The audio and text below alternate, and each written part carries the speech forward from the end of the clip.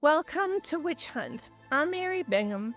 In this entry, I will tell the story of Salem Witch Trial victim Sarah Wilds. Sarah Averill lived at Ipswich from the time of her family's immigration between 1634 and 1637, when she was about 8 years old, and most likely remained there until she was in her mid-30s. The Averill house was possibly considered to be comfortable, albeit a small house with probably only one room, making tight living quarters for this family of 9. The Averills were considered to be of lower class, though not destitute, and they did not live above their means.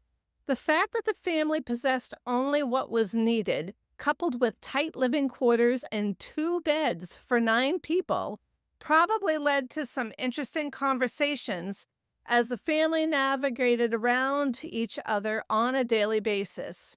Unfortunately, it is not known about the relationships between Sarah and her 6 siblings during her younger years.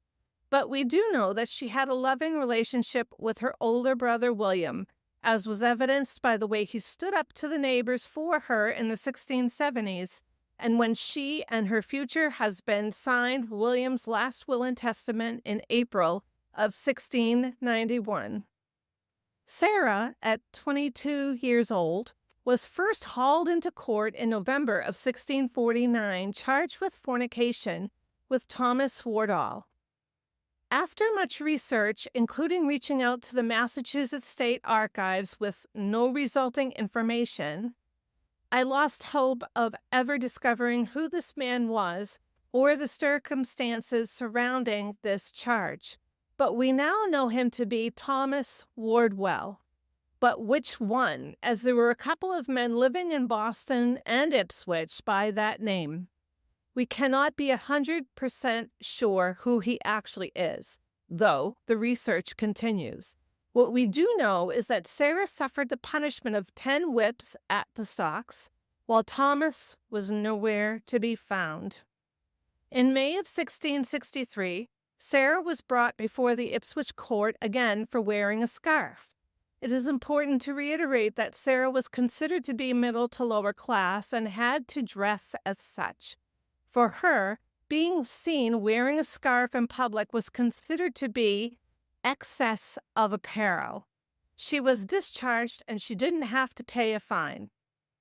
As she was single in May of that year, and both of her parents were deceased, Sarah may have lived on the family house lot, which her brother William now had charge. Sarah may have also moved to Topsfield with William and his wife, Hannah, about a year prior. In Topsfield, William's neighbor was John Wilds. John, who was then a 44-year-old carpenter in 1662, also lived in Ipswich as a young man, within 2 miles of the Averill homestead. The Wilds and the Averills probably knew each other long before Sarah and John eventually married. When John's first wife, Priscilla, died shortly after the death of their infant son, John may have felt a dire need to find someone to take care of his children for the survival of his family. And Sarah needed a husband for her own survival.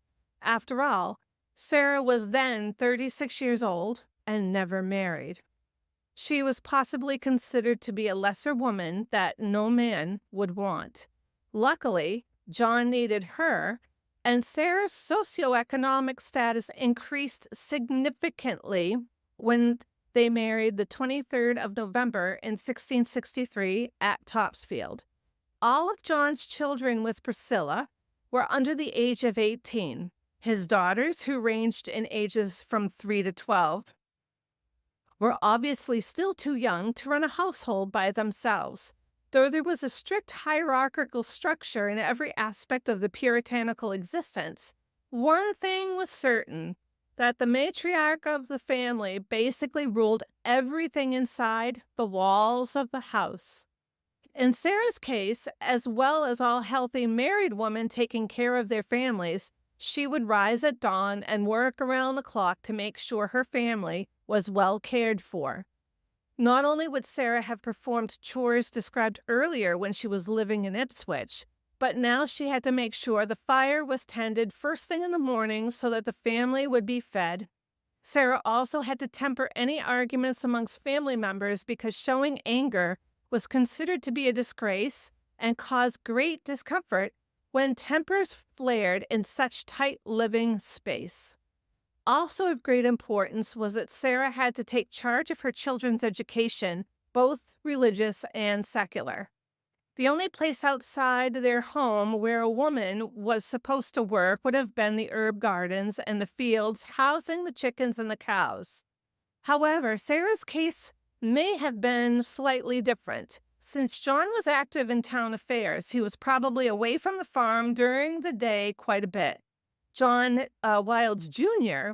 and Jonathan Wilds were sometimes living with their Uncle William in Ipswich before they died in the mid to late 1670s. That left Sarah to take care of the financial transactions which needed to be attended and meant she possibly had to go into the field and work alongside others on occasion. We will never know exactly the reasons for the breakdown between the Reddingtons, who lived next door, and the Wilds.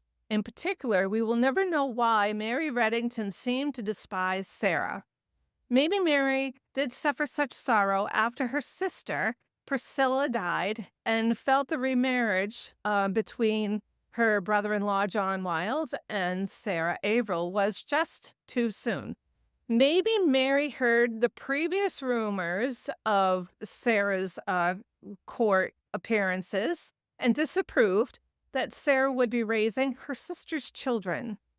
There may have been many factors contributing to Mary's dislike of her neighbor, and none of which to be Sarah's fault. The fact remained that Mary did not like Sarah and would spread stories far and wide to whomever would listen. Mary Reddington and her daughter, Mary Herrick, who lived in Beverly, took a trip so Mary Reddington could receive spiritual counseling from Reverend John Hale of Beverly.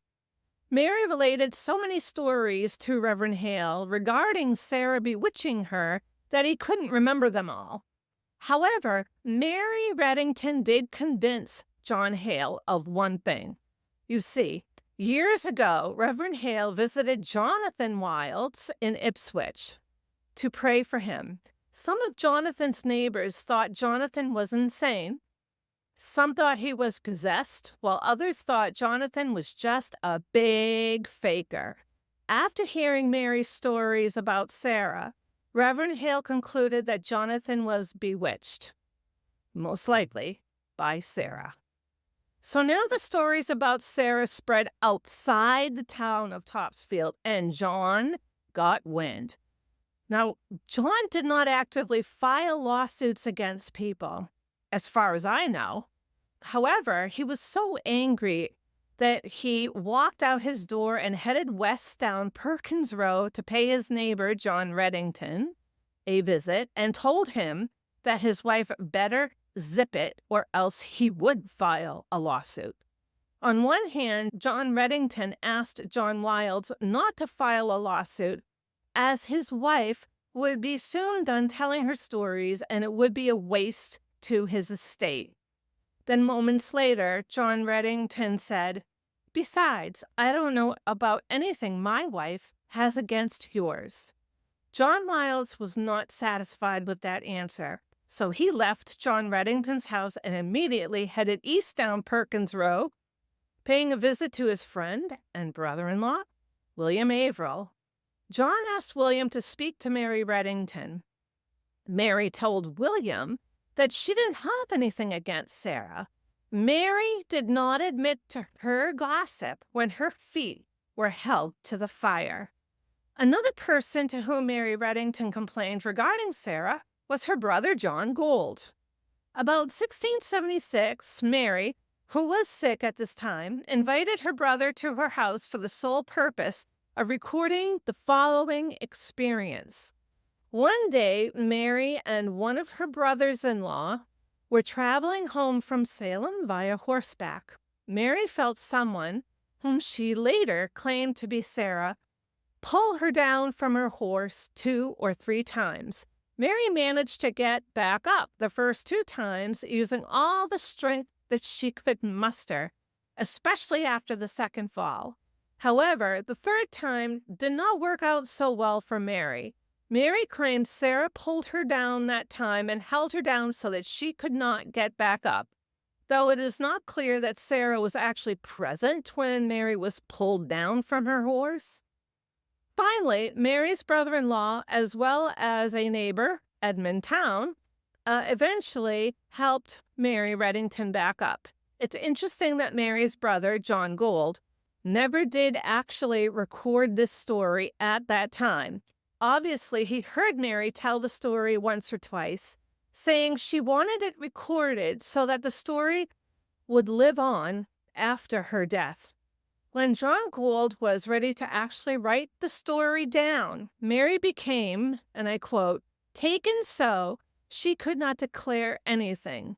This meant that Mary Reddington would not be able to legally prove this happened in a court of law. The story was officially recorded only during John Gould's deposition in Sarah's witchcraft case 17 years later in 1692. Another accusation that sealed the deal for Sarah was that of Deliverance Hobbs on the day both women were arrested for witchcraft in April of 1692. You see, Sarah's son, Ephraim, was the constable of Topsfield during the witch trials and was home with his father, mother, wife, and 2 young children when the Marshal of Salem, George Herrick, rode up to their door. Herrick showed the arrest warrant he carried to John, which named Sarah, and John's daughter, Sarah Bishop, and her husband, Edward Bishop Jr. George Herrick then arrested Sarah Wilds, handed the warrant to Ephraim, and instructed him to go arrest the others living in Topsfield named on the warrant, those being Mary Esty, William, and Deliverance Hobbs. Ephraim later testified that Deliverance gave him the death stare when he arrested her, which caused him to think that she accused Sarah as a witch as vengeance against him. As Ephraim was responsible for safely transporting the others arrested to Salem Village, it is most probable that he was present in the overcrowded meeting house when his mother was questioned mercilessly at the bar amongst a very noisy, dark room. Sarah declared her innocence with these words, "I am not guilty, sir. I thank God I am free." The badgering continued when a magistrate continued to harass her, saying, "Here is clear evidence that you have been not only a tormentor, but that you have caused one of these to sign the book." Sarah stood strong and replied, "I never saw the book in my life, and I never saw these persons before." No matter. Sarah was sent to the Salem jail and began a long journey around Essex and Suffolk counties due to the jail transfers from Salem to Boston, from Boston to Ipswich, and then from Ipswich back to Salem. Her husband and son took care of her by visiting her every single week, even making the 26-mile trek from Topsfield to Boston when necessary, making sure she had what she needed as she lived in a hellish atmosphere before her brutal execution on July 19th, 1692. Ephraim testified when he petitioned the court to have Sarah's attainder reversed that he and his father spoke of the detrimental economic effect of her arrest, jail time, and death had on their farm, and that Ephraim, though seeking reimbursement, knew that no amount of money could repay the loss of, in his words, so dear a friend. Thank you.